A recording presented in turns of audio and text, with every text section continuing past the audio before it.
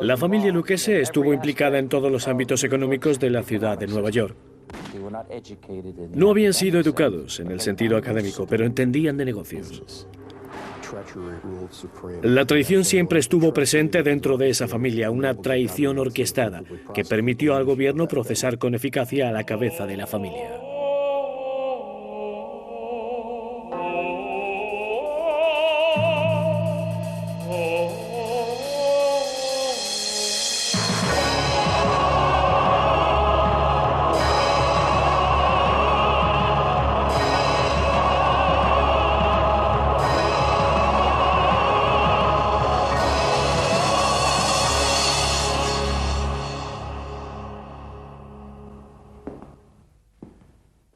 No hace mucho, la cuestión de si la mafia existía o no era todavía motivo de discusión. Mucha gente, incluido el director del FBI, J. Edgar Hoover, negó reiteradamente la existencia del crimen organizado y eso hizo que durante años los más importantes criminales del país eludieran el sistema jurídico americano. Con la excepción de la Rusia poscomunista, Estados Unidos podemos decir que ha sido el país del mundo que ha vivido bajo la mayor presencia generalizada del crimen organizado. Sin embargo, mientras durante los primeros años la mafia prosperaba por la política de no intervención de Hoover, las décadas recientes han visto un incremento del acoso policial por la aplicación de la ley. Hay quien dice que la mafia es ahora un círculo cerrado como lo era en sus comienzos, una asociación desorganizada de bandas callejeras, y nadie ilustra este cambio tan brusco de fortuna mejor que la familia Lucchese de Nueva York. Llamada así por el segundo capo de la familia, esta dinastía del crimen organizado remonta sus orígenes a las calles de la ciudad de Nueva York a principios del siglo XX. Nueva York era el puerto de entrada para la mayoría de los inmigrantes europeos que llegaban a América, y pronto se convirtió también en terreno abonado para que vieran la luz algunos de los miembros más notorios del crimen organizado. Al Capone, Lucky Luciano, Meyer Lansky, todos venían de familias inmigrantes que se ubicaron en la llamada Área de 5 puntos. Un gueto abarrotado con un largo historial de bandas irlandesas, judías e italianas. Fue allí donde un grupo diverso de estas bandas étnicas se unió a principios de los años 30. 5 grandes grupos criminales llamados familias emergieron como el núcleo central de un extenso sindicato del crimen que operaba a nivel nacional, al que nos referiremos generalmente como la banda. Los gángsters superiores de la era de la prohibición también crearon una comisión formada por los jefes de las 5 familias y de algunas otras, y es aquí, en Nueva York, donde los miembros de la comisión todavía se reúnen en secreto. Todavía discuten sobre negocios, todavía ordenan golpes, y todavía controlan las estafas que han convertido a estos jefes de la mafia en gente insultantemente rica.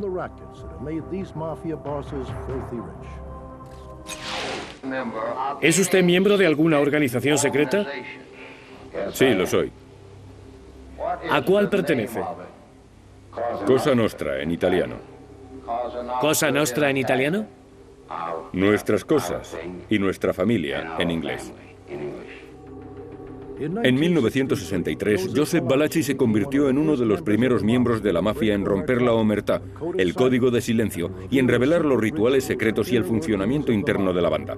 Por primera vez el público oyó hablar de las 5 familias de la Cosa Nostra y de la jerarquía interna de estas organizaciones. En lo más alto está el boss, tras él el underboss y el consiglieri. Estos cargos serían el equivalente de la mafia de presidente, vicepresidente y consejero de una organización empresarial. Por debajo de estos la familia tiene un número de capos que lidera cada uno un ejército de soldados, la graduación más baja creada para los miembros de la familia, que junto con los hombres no miembros trabajan generalmente a nivel de calle. El nombre en la cima más alta de estas tablas familiares era Gaetano Lucchese, quien hacía tiempo había pasado a llamarse Tommy. Desde entonces a su estructura se la conocía como la familia del crimen de Lucchese. La organización de gángster, que llevaría más adelante su nombre, se desarrollaba ya cuando el joven Gaetano Lucchese llegó por primera vez a América con sus padres en 1905. Los Lucchese venían de Palermo, en Sicilia, y formaban parte de los centenares de miles de inmigrantes que vinieron a este país en busca de una vida mejor. Al llegar a la tierra prometida, en lugar de las soñadas calles pavimentadas con oro, muchos se encontraron al margen de la sociedad matándose a trabajar a cambio de salarios de miseria.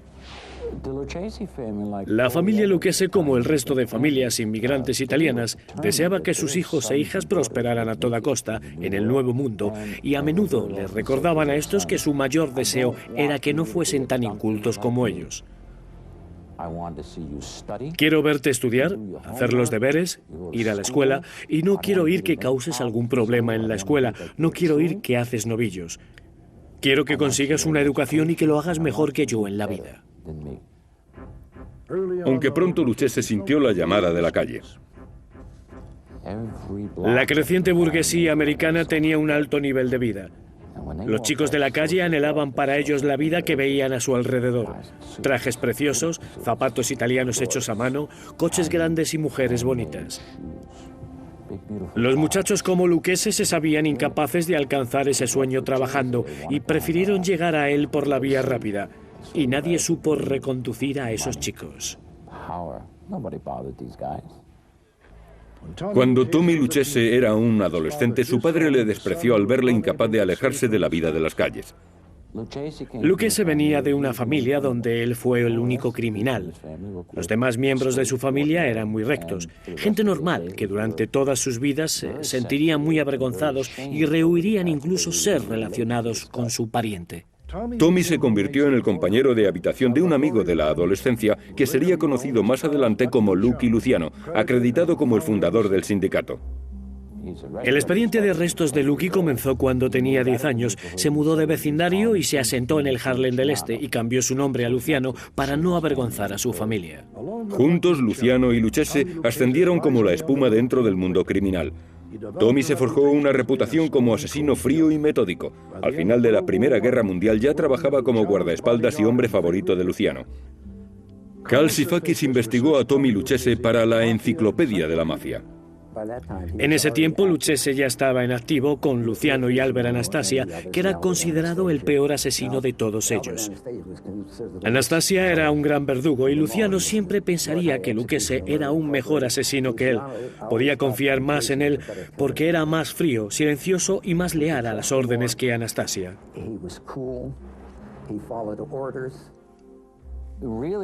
Realmente la mafia americana moderna, tal como la conocemos, nació en esas calles, en la escandalosa adolescencia de individuos como Luciano Lucchese, Frank Costello y Vito Genovese. Ellos se sentían fuertes porque formaban parte de lo que se denominaba una burgata, que significaba banda de muchachos delincuentes. El Harlem del Este era un barrio de inmigrantes realmente duro, era violento y miserable y estaba literalmente abarrotado. Pero de él no solo salieron criminales.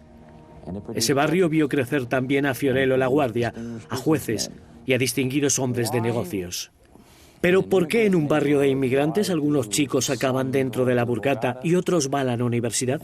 No lo sabemos, forma parte del destino de cada uno. Lucchese, Luciano y muchos de sus amigos se convirtieron eventualmente en miembros de la gran banda dirigida por Joe el Jefe Masseria, un siciliano que amplió su negocio criminal fuera del barrio de Harlem del Este. El contrabando era su fuente principal de ingresos ilegales posibles gracias a la prohibición en todo el país de venta de alcohol. Mientras que algunos esperaban que esta acabase con los problemas sociales de América, en realidad dio alas a los gángsters.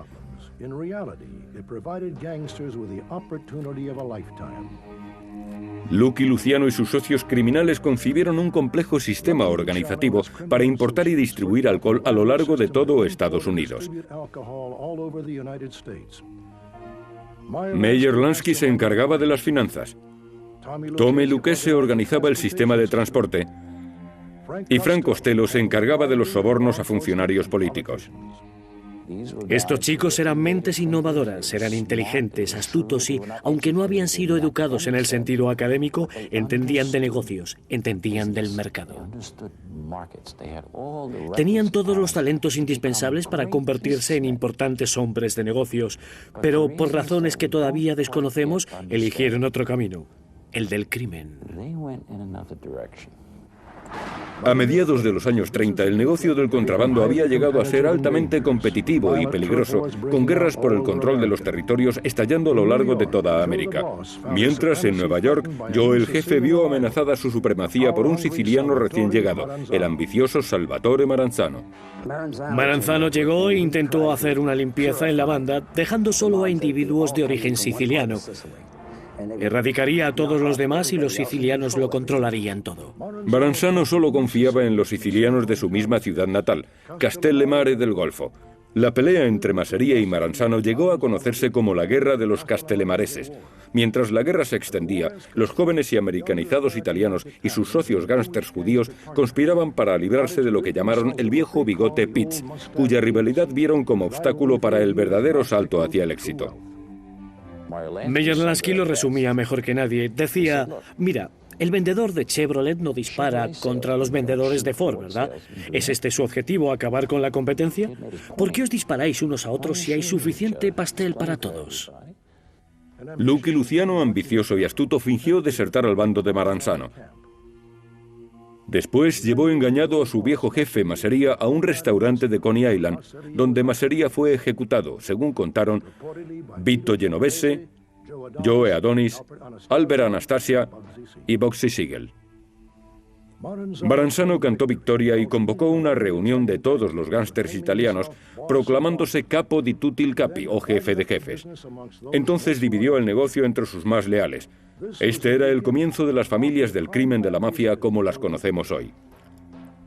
Maranzano creó 5 organizaciones específicas casi militares y las dotó de una legión de miembros. Él no las reestructuró como familias, sino como las legiones de Roma, y bajo esa nueva organización iban a controlar eficazmente el crimen dentro de sus nuevos específicos y bien organizados territorios. Pero algunos encontraron fallos en el nuevo sistema. Luciano y Genovese, que estaban por debajo de él, vieron que se oponía a trabajar con los gángsters judíos. Sin embargo, ellos sabían que si estabas metido en el contrabando, tenías que estar necesariamente implicado y en colaboración con los gángsters judíos, como la Banda Púrpura, especialista en introducir licor a través de Detroit. Mientras tanto, Maranzano sabía que tendría que ocuparse antes o después de Luciano, quien había triunfado demasiado rápido.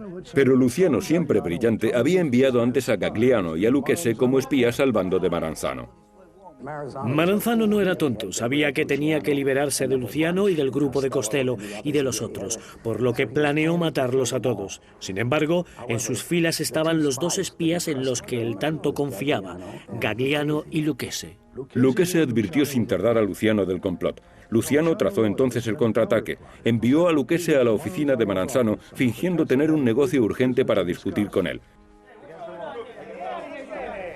En ese momento, 4 gángsters judíos se presentaron como un relámpago en la oficina y alinearon a los hombres de Maranzano contra la pared. Lucchese señaló a la víctima y los asesinos hicieron un trabajo rápido con Maranzano.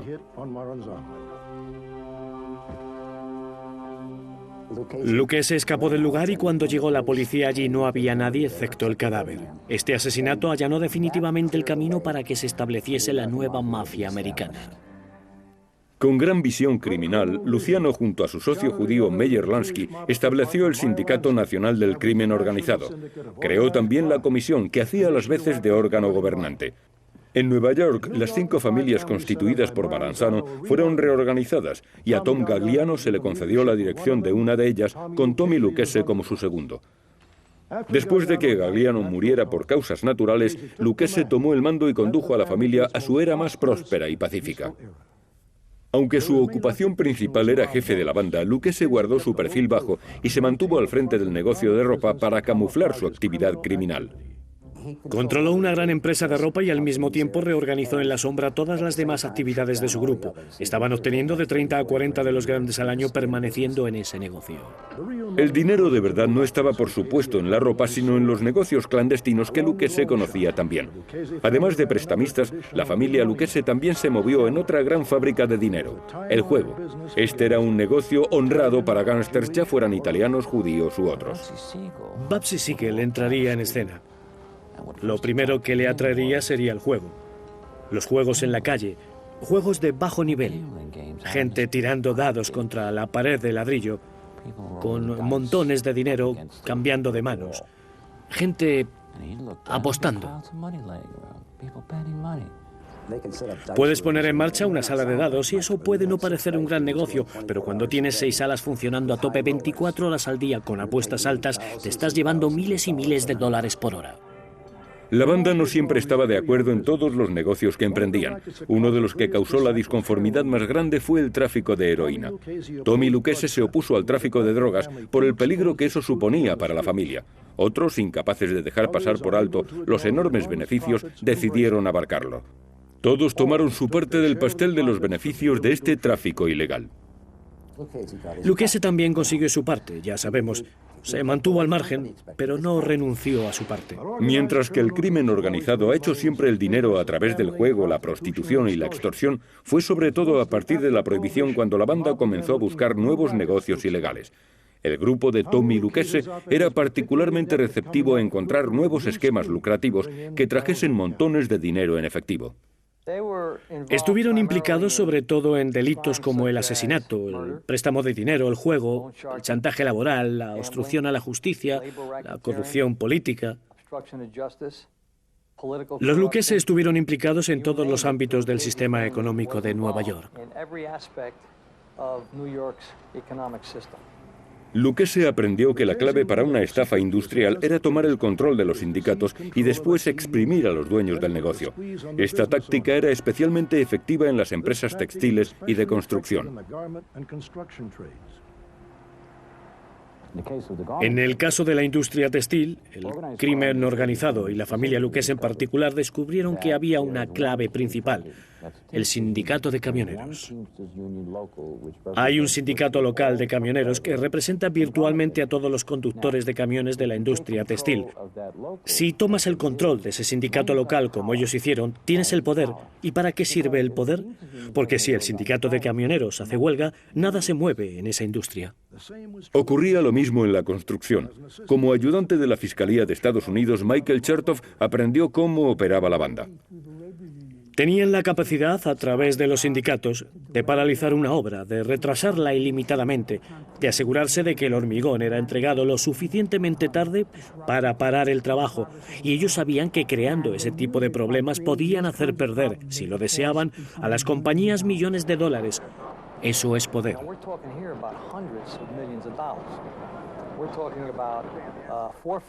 Estamos hablando de cientos de millones de dólares. Estamos hablando básicamente de 4 familias: la familia Colombo, la familia Genovese, la familia Gambino y la familia Lucchese. Los jefes de estas 4 familias tenían 6 contratistas generales, 6 empresas de la construcción que eran las únicas a las que se les ofrecía proyectos importantes en la ciudad de Nueva York.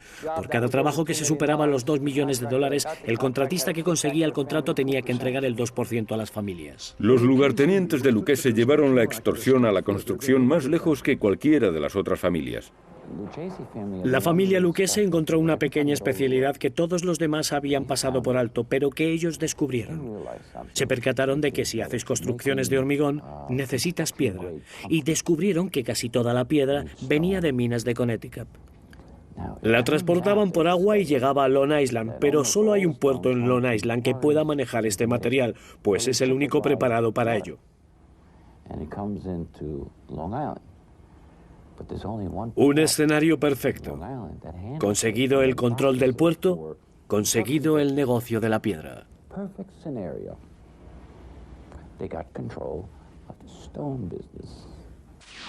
La familia Lucchese dio un nuevo significado al viejo refrán: la basura de un hombre es el tesoro de otro. Tomaron el control de la industria del transporte de basuras y ganaron con él millones. La factura de la recogida de basuras del World Trade Center de Nueva York era de $1.100.000 al año.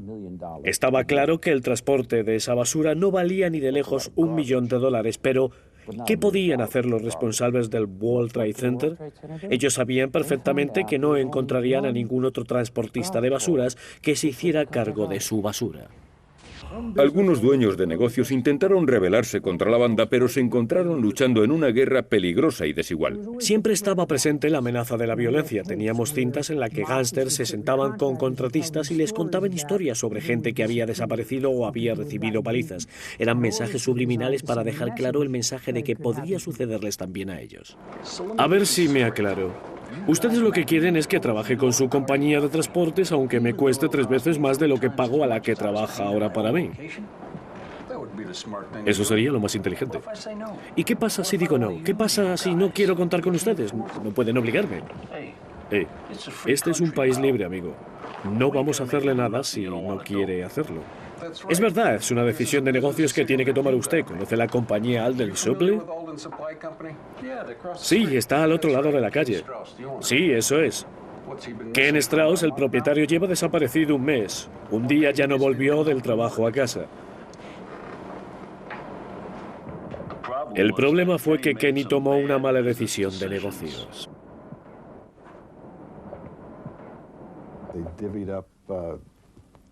Se quedaron para ellos negocios que pasaron a ser privados, como el del transporte o el del hormigón. Llevaron sus negocios al margen del modelo americano. Durante más de 3 décadas, Tommy Lucchese llevó su imperio criminal al éxito absoluto, consiguiendo no ser golpeado ni encarcelado. También con éxito mantuvo a su familia personal bien aislada de su familia de la mafia. Murió por causas naturales y después de su muerte, sus parientes cambiaron la ortografía de su lápida para mantener alejados a los curiosos. Antes de morir, Lucchese tuvo que ocuparse de un asunto terrenal, escoger a un sucesor que dirigiese la organización. Su decisión, con la aprobación de la comisión, un protegido de la vieja vecindad de Harlem del Este, Anthony Corallo. Incluso más que su antecesor y mentor, el historial de Anthony Corallo era el de un asesino tal como explica el exabogado Ronald Goldstock. Corallo era un individuo que llegó a la familia a través de la violencia. La gente lo sabía, todos le tenían miedo. Era una persona respetada y temida, así que incluso para él dirigir a la familia no fue una sorpresa. Solo había un obstáculo para que la transición del poder se realizase sin problemas. Corallo se enfrentaba a la sentencia de un juicio por soborno, algo inusual para un gángster con una gran reputación por su capacidad para esquivar la ley. Corallo era una persona que creía en el asesinato como medio de lograr sus propósitos. Era un individuo que había crecido entendiendo lo que significaba el poder y lo que la violencia física podía conseguir. Y practicó en ese campo desde el momento en que comenzó sus actividades criminales en sus años como chantajista laboral para la familia. Corallo comenzó su carrera en la mafia bajo los dominios de la familia Lucchese en el área textil. En los años 50 era ya uno de los más grandes chantajistas laborales del país. Él y su socio impulsaron al poder al capo más infame de todos los tiempos, James Hoffa. Esta era un área compleja y muchos de los tradicionales grupos del crimen organizado realmente no sabían cómo explotarla. Tony Corallo y Johnny Dio Guardi lo hicieron. Johnny Dio era quien había repartido los papeles dentro del sindicato de camioneros y consiguió que Jimmy Hoffa se convirtiese en el jefe. Tony Corallo desempeñó un papel clave dentro del área de los chantajes laborales. Después del testimonio de Joseph Valachi, la guerra contra la mafia se convirtió en una prioridad para los legisladores. Pero los hombres en la cumbre como Corallo no sentían presión ni miedo. Las autoridades percibían que los métodos tradicionales de lucha contra el crimen no funcionaban con los miembros de la banda. Durante décadas, la mafia operaba con inmunidad casi absoluta a nivel local. Las estructuras de aplicación de la ley estaban corruptas de arriba a abajo. A nivel nacional, la Oficina Federal de Narcóticos batallaba en una guerra desigual con posibilidades limitadas. El FBI, bajo las órdenes de J. Edgar Hoover, decía que oficialmente no existía ninguna banda. Durante mucho tiempo, hasta la actualidad, le avergonzaba admitir la existencia del crimen organizado. El señor Hoover se negó a admitir incluso la existencia del crimen organizado. La posición de Hoover se basaba en una posible doble vida secreta de este que la banda amenazaba con difundir. No era nada fácil acusar a una persona de pertenecer a una familia de la mafia debido a las dificultades que el gobierno tendría para intentar probarlo. No tenían testigos confidenciales, no tenían grabaciones de discusiones entre miembros de la mafia en las que se indicasen los nombres de las familias o de los líderes o sus cargos dentro de la compleja estructura de la mafia. Todavía no.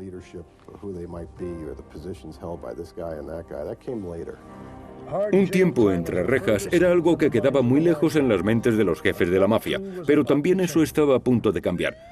Después de funcionar de forma independiente, las agencias policiales locales, estatales y federales empezaron a cooperar entre ellas. Ronald Goldstock dirigió el Destacamento Especial Estatal del Crimen Organizado de Nueva York en los años 80. Durante un largo periodo de tiempo, la aplicación de la ley luchó en una batalla desigual y agotadora. Fueron arrestados o procesados algunos individuos por crímenes específicos ingresando en prisión, pero generalmente salían después de un periodo de tiempo relativamente corto. Era una experiencia frustrante para el FBI. Podíamos encontrar un testigo, podíamos encontrar y entregar evidencia sobre el crimen, podíamos arrestar a los criminales y los podíamos meter en la cárcel. No importaba a cuántos arrestásemos, como solíamos decir, había siempre cientos de hombres preparados para ocupar su lugar. Una cosa que sabía la policía era que la banda estaba a menudo involucrada en asesinatos en los que no aparecían testigos, o si lo sabía, eran también gángsters a los que no gustaba hablar con las autoridades. Cuando un miembro de una banda era asesinado, se enviaba generalmente un mensaje al resto de miembros para que estuviesen callados. Todo esto cambió con el Estatuto Rico y la vigilancia electrónica entre 1968 y 1970, y con otros métodos policiales específicos para combatir el crimen organizado, donde podías analizarlos como grupos de individuos cometiendo patrones de actividad criminal. Greg O'Connell y otros abogados de la acusación reconocieron la importancia del Estatuto Rico. El Estatuto del Crimen Organizado era una invención brillante que permitió al gobierno detener no solo una amenaza aislada y específica de un delito o un crimen aislado, que es la manera en que la policía operaba hasta ese momento.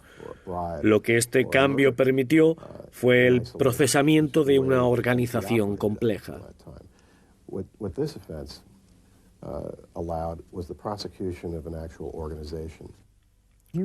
No puedes atrapar a los líderes del crimen organizado en las calles, no están ahí. Donde están ellos es en clubes sociales o en restaurantes planeando las actividades que los soldados y sus capitanes van a realizar. Pusimos micrófonos en clubs, en bares, en restaurantes, en casas, en diferentes habitaciones. Pinchamos teléfonos, todo legal, con órdenes judiciales. Uno de nuestros objetivos era utilizar el Estatuto Rico para procesar a la comisión, las cabezas de las 5 familias criminales de Nueva York. El Destacamento Especial Estatal para el Crimen Organizado tenía información muy completa sobre la familia de Lucchese y evidencias criminales sobre los líderes de una o dos de las otras familias. El FBI había puesto micrófonos a los líderes de 3 familias a la vez y, si lo combinas todo, verás que teníamos una montaña de pruebas que se podían utilizar para procesar y condenar a todos los jefes de la familia. El Departamento de Policía de Nueva York y el FBI comenzaron a trabajar juntos por fin.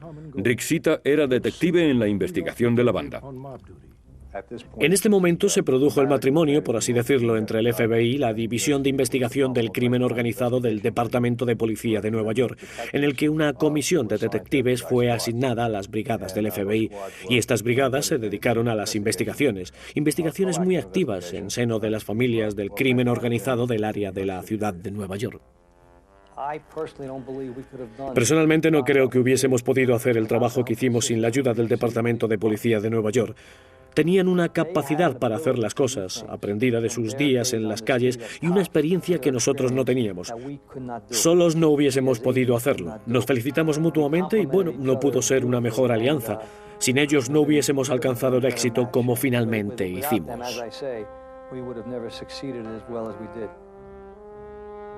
Uno de los logros más significativos del esfuerzo común fue la colocación de un micrófono en el Howard, propiedad de Sal Avellino. Los investigadores sabían que Tony se desplazaba habitualmente en el coche de Avellino para discutir sobre sus mutuos negocios de la mafia. ¿Por qué solo tenemos 150 camiones en funcionamiento cuando solemos tener funcionando 300, Sal? Tienen la mitad del otro lado. Vamos, Tony, lo estamos haciendo lo mejor posible. Aquí lo estáis destrozando. Bueno, es en nuestro mutuo beneficio que las cosas sigan saliendo bien. Este es el negocio que más ingresos nos genera. Los investigadores sabían que ese coche sería clave en su investigación. Pero colocar un micrófono en la oficina móvil de Lucchese no fue nada fácil. El coche estaba siempre aparcado en la casa de Sal Avellino, bajo control, y cuando estaba aparcado lejos de esta, nunca se dejaba sin vigilancia. Mientras lo conducía, Avellino circulaba deliberadamente por rutas siempre diferentes y complicadas para evitar cualquier intento de seguirle. Los miembros del destacamento especial esperaban pacientemente el momento idóneo. Mientras tanto, el equipo que iba a hacer el trabajo practicaba el procedimiento de colocación con un coche idéntico al de Sal. Y bajo 15. ¿Preparado? La oportunidad se presentó una noche lluviosa de marzo, en la que Avelino conducía hacia un restaurante de Long Island a un acto organizado por la industria de la recogida de basuras. Avelino llevó el Jaguar hacia 2 de sus matones, cuyo trabajo consistía en vigilar el coche mientras su jefe estaba lejos. Mientras tanto, el equipo de expertos observaba desde el extremo más lejano del aparcamiento. Con la lluvia cayendo sobre ellos, los 2 hombres de Avelino finalmente decidieron que era seguro dejar el coche un momento y resguardarse dentro de la sala. Fue en ese momento cuando los hombres del destacamento especial movieron ficha. Escalaron la cerca y salieron corriendo hacia el coche de Avelino. En un movimiento rápido abrieron la puerta y se pusieron a trabajar en el salpicadero, mientras uno del equipo se quedó atrás con un walkie-talkie por si se acercaba alguien al coche. En unos minutos habían colocado el micrófono.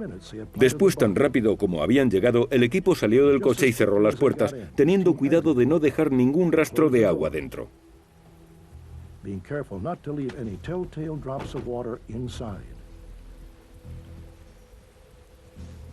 Cuando más tarde Avelino abandonó el acto, sus 2 guardaespaldas le ayudaron a entrar en el coche sin que ninguno de ellos sospechase ni remotamente que el Jaguar había sido manipulado.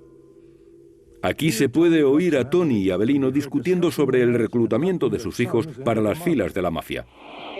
Andy Russo acaba de meter a su otro hijo, el más pequeño. ¿Cuándo?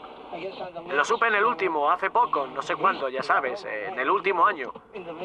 Introducen a todos sus hijos. Sí, ya ha metido a sus 2 hijos. ¿Meterás tú a tus hijos? No, ahora no. Quiero decir que no. Mi idea es que no. Quizás piense otra cosa dentro de 5 años o 10, pero ahora mismo mi idea es que no. El objetivo original de la investigación era recoger evidencias, las más posibles, sobre la industria del transporte. Bueno, como sabe, grabaron conversaciones del jefe de la familia Lucchese hablando sobre una variedad de intereses de la familia, incluyendo el caso del hormigón, y esas cintas fueron la base para lo que más adelante se conocería como el caso de la comisión. El trabajo de la oficina de la Fiscalía de Estados Unidos provocó la caída de las cabezas de todas las familias del crimen de Nueva York. Michael Chertoff lideró la acusación. Lo que se hizo en este caso fue básicamente probar las actividades de la comisión durante un periodo de 50 años. Teníamos pruebas de la famosa reunión de los jefes en Nueva York en 1957. Teníamos pruebas de otras reuniones de la comisión y de hecho demostramos cómo los miembros de la comisión se dividían los ingresos de la extorsión en la industria de la construcción en Manhattan. Jefes y su lugarteniente sentados y hablando sobre cómo repartir el dinero que recibían de las compañías hormigoneras que pagaban por cada contrato que conseguían en Manhattan. Básicamente lo que hizo la comisión fue dividir todos los contratos que implicaban verter el hormigón, que tenía un valor de unos $2 millones entre las 4 familias. Se saltaron a la familia de Bonanno en esta conspiración. Y cada trabajo daría lugar a pagar el 2% del precio del contrato a los jefes, que entonces lo dividirían entre las familias como su parte de esta operación de extorsión. También probamos que la comisión había autorizado el asesinato de Carmine Calante, que era el jefe de la familia Bonanno, en 1979, y lo hicimos a la antigua usanza. Utilizamos huellas dactilares, utilizamos pruebas de testigos visuales y utilizamos pruebas circunstanciales de las cintas de vídeo y de las fotografías. Y con esas pruebas, las cintas de las líneas pinchadas, las pruebas físicas, las huellas dactilares, nosotros pudimos reunir el puzzle de las actividades de la comisión desde el comienzo de los años 30.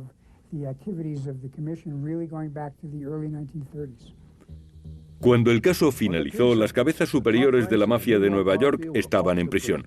Tony fue defenestrado. Este caso fue un hito en la guerra contra el crimen organizado. Todos los que trabajábamos en el caso sabíamos que sería un caso legendario. Estábamos atacando a la cabeza más alta de la mafia. Por primera vez íbamos a demostrar la existencia de la comisión, que era un sindicato nacional del crimen. Íbamos a probar acontecimientos que habían ocurrido hacía 30, 40 o 50 años, de los que se había leído pero que nunca se habían podido probar en los tribunales. Sabíamos que derribar a los jefes que durante mucho tiempo fueron vistos como los miembros más reservados, ocultos y poderosos del crimen organizado sería un soplo de aire nuevo fundamental en la lucha contra el crimen, y al final del caso, cuando cada uno de los demandados fue condenado por cada uno de los cargos, yo sentí que habíamos logrado una victoria realmente notable.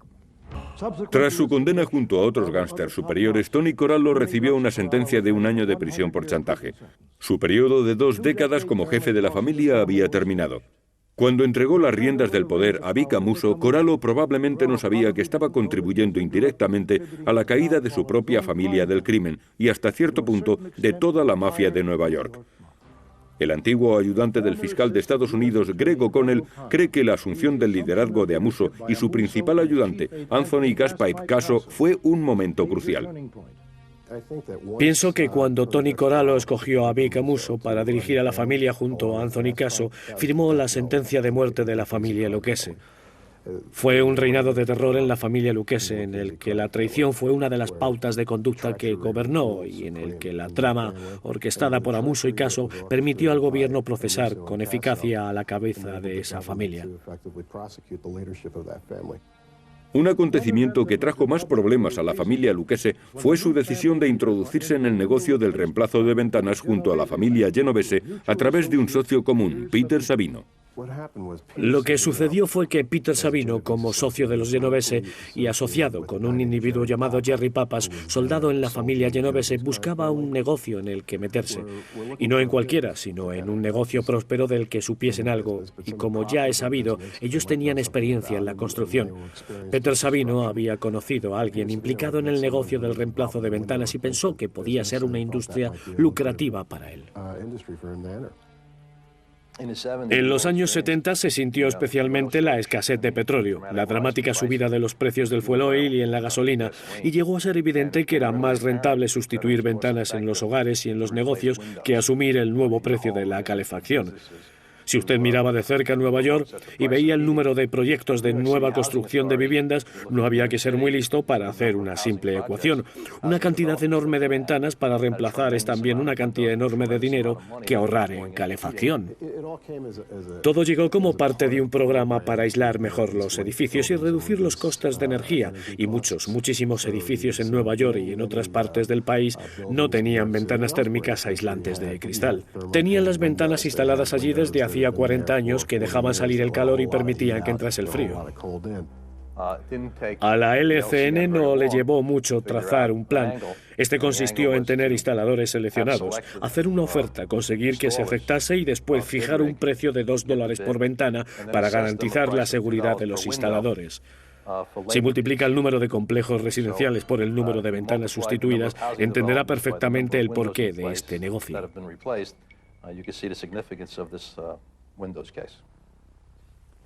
Mientras Vic Amuso y Tony Caso esperaban los beneficios de este lucrativo nuevo negocio de las ventanas, la ley empezó a acercarles.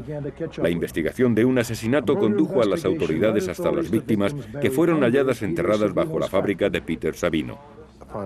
Mientras desenterrábamos esos cuerpos, mientras estábamos allí viendo cómo esa prueba venía a nosotros, nos dimos cuenta de que teníamos lo que necesitábamos para ponernos en marcha, para enfrentarnos e involucrar a otra persona muy influyente y bien informada de la familia Genovese, y ese era Peter Savino.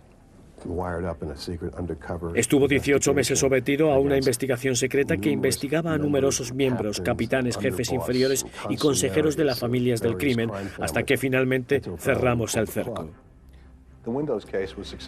El caso de las ventanas fue procesado con éxito gracias a un testigo dispuesto a colaborar, Peter Savino. Él tenía un amplio conocimiento de las maquinaciones que permitieron que este caso fuese procesado, cómo se hicieron las ofertas, cómo se distribuyeron los pagos y cómo estos fueron obtenidos mediante extorsión.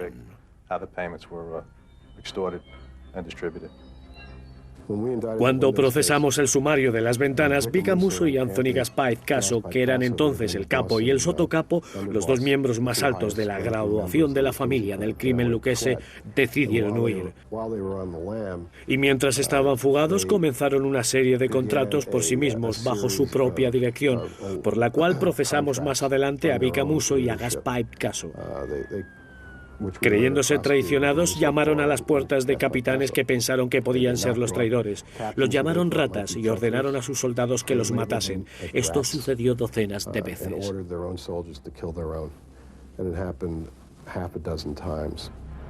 Las acciones homicidas de Gaspipe Caso llevaron a las autoridades a creer que estaba loco o que era un estúpido sin escrúpulos.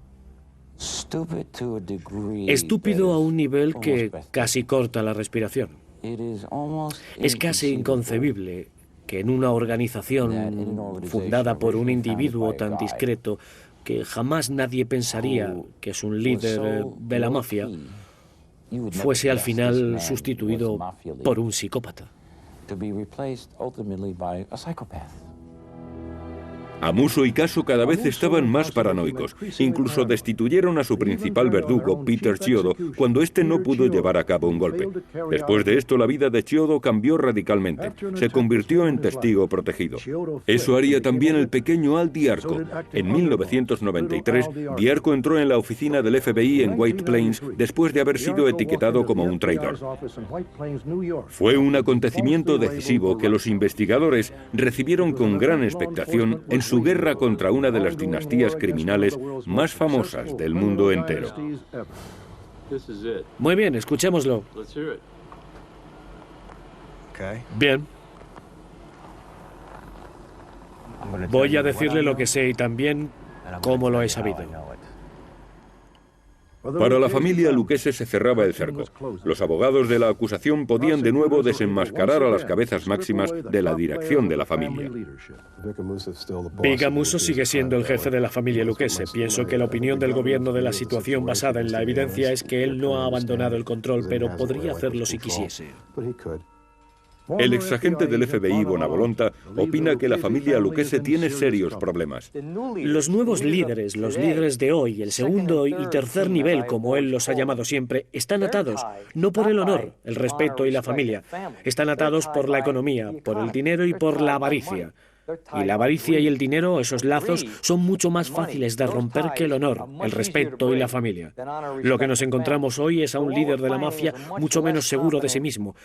El líder actual de la Cosa Nostra confía menos en sí mismo que el de los años 70 y 80. Ya sabe, cuando vemos esas imágenes del hombre de Neandertal, vemos que esos hombres primitivos se parecen mucho a los monos, pero a medida que ha pasado el tiempo, este se ha hecho más listo, su cerebro se hizo más grande, se refinó, y ahora son Homo sapiens y van con trajes. En la mafia es al revés. Cuanto más primitivo, más lejos llegas. Aunque Thomas Dewitt prometió liberar al país de la banda y Robert Kennedy hizo la misma promesa décadas después, ha sido en estos últimos años cuando las nuevas leyes para luchar contra el crimen organizado han comenzado a dar sus frutos. Las policías federal, estatal y local han aprendido finalmente a trabajar codo con codo de una manera eficaz y los legisladores por fin han entregado a los abogados leyes eficaces. La una vez poderosa dinastía que fue la familia Lucchese también se ha visto afectada por los cambios culturales desde comienzos del siglo XX. Las tradiciones del viejo mundo trasplantadas a la tierra de las oportunidades proporcionaron las condiciones para producir genios criminales como Luke Luciano, Meyer Lansky y Gaetano Lucchese. Los últimos sustitutos de los fundadores del Sindicato Nacional del Crimen parecen haber dado, sin embargo, un paso atrás en la ley evolutiva de Darwin. Si la gente piensa que la batalla está acabada, si se relaja la alerta en la lucha constante contra el crimen organizado, entonces, en 10 o 20 años, el crimen organizado volverá con fuerza, se reorganizará. Aunque muchos han proclamado la muerte de la banda, especialmente de la dinastía una vez gobernada por Tommy Lucchese, los oficiales para la aplicación de la ley nos alertan de que la mafia está debilitada pero no acabada. Nos recuerdan el poder de las empresas criminales para regenerarse, y mientras los Lucchese y otras familias del crimen puede que nunca recuperen el poder de décadas pasadas, continúan operando en la sombra. Están ideando constantemente nuevos negocios criminales y nuevas maneras de eludir la ley. Quizá en el capítulo final veamos cómo la ley futura perfeccionará sus medios para ir un paso por delante de los criminales. Soy Robert Stack. Gracias por acompañarnos.